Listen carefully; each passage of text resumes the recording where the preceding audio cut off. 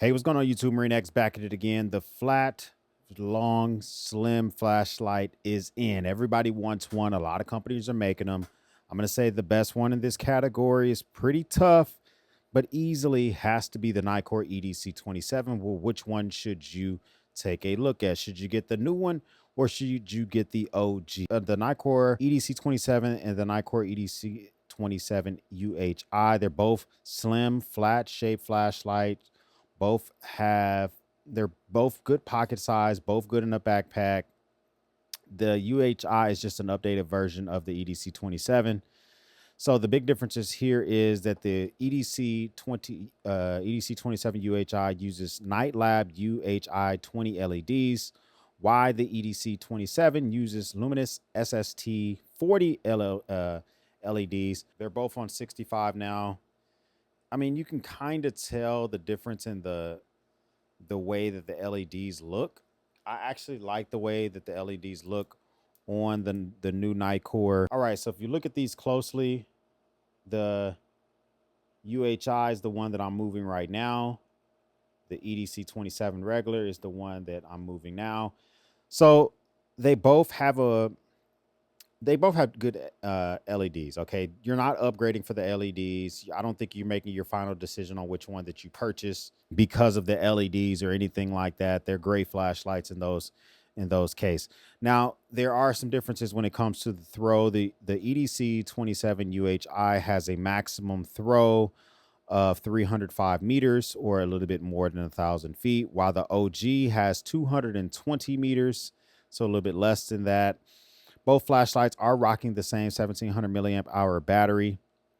They both have USB-C ports for charging on the side. They both have the same grippy material, which makes them pretty easy to hold on to. They're both a little bit long in the pocket. So one thing I will say is that the EDC27 UHI is just a little bit shorter technically, and it's hard to tell. But if you look at the taller switch up there, they were able to reduce the size of the switch just ever so slightly to make the EDC27 UHI just a little bit shorter. So the biggest thing that has to do with the difference of these two are usability on the off mode. So if I have the EDC27 UHI on, I can determine which mode I want the flashlight to turn on.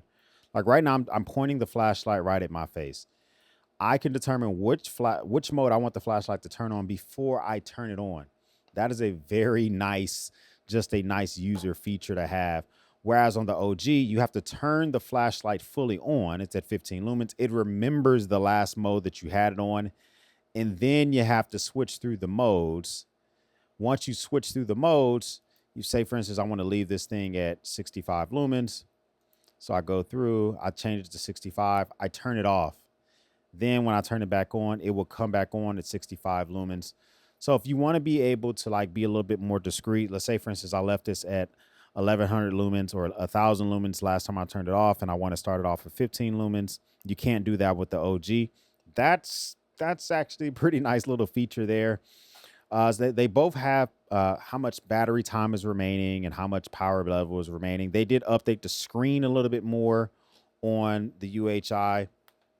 So if I take this here and I turn this turbo mode on is on, and it actually kind of lets you know how much time is remaining on there. They both do the same thing. So they just kind of did a little bit of life update features. One big thing though, when it comes to the UHI, is that they did add the proximity feature on the UHI, and the proximity feature works when the flashlight is off or when the flashlight is on. Basically, it notices when you have an object super close to the flashlight and will automatically step the flashlight down to try to prevent you burning your backpack or an object or whatever. The EDC27, I think it has that proximity feature, but it only works when the flashlight is already on. So if I have it on high mode, I put an item in front of it, it automatically just step that down. Whereas the UHI, if I have the item in front of it, as soon as I turn the flashlight on, it automatically steps it down. So that might be important for the flashlight turning itself on in your backpack or something like that for those subtle features. So most of the time, these things run at the same price, which is about $89.99. Right now, you can get the EDC27 for on a special. It's normally like $71. Check the links in the description. I can get you 10% off on either one of these at whatever price they're running. Let's just keep it real. If you don't own either one of these flashlights, the one to purchase is the EDC27 UHI.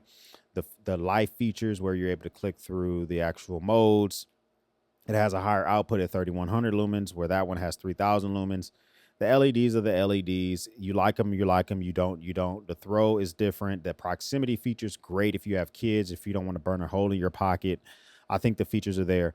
However, if you see the EDC27 and it's like at least 20% cheaper than the new version, buy the old version. I don't think it's 20% worth it to buy it for that price. But comment down below. Do you own either one of these two? There's other contenders that are trying to enter the market as well with the Rovivon and their E30 Pro, which is an interesting flashlight nonetheless. But do you own either one of these flashlights? Is there something that I'm missing? Should I check out something else? I would love to know what your comments down below. First time stopping by, hit the subscribe button. I would love to have you part of the battalion. If this is not your first time stopping by, well, thank you once again for watching me run my grape. Join the Discord and check these things out because I think you will like them quite a bit. We will speak soon.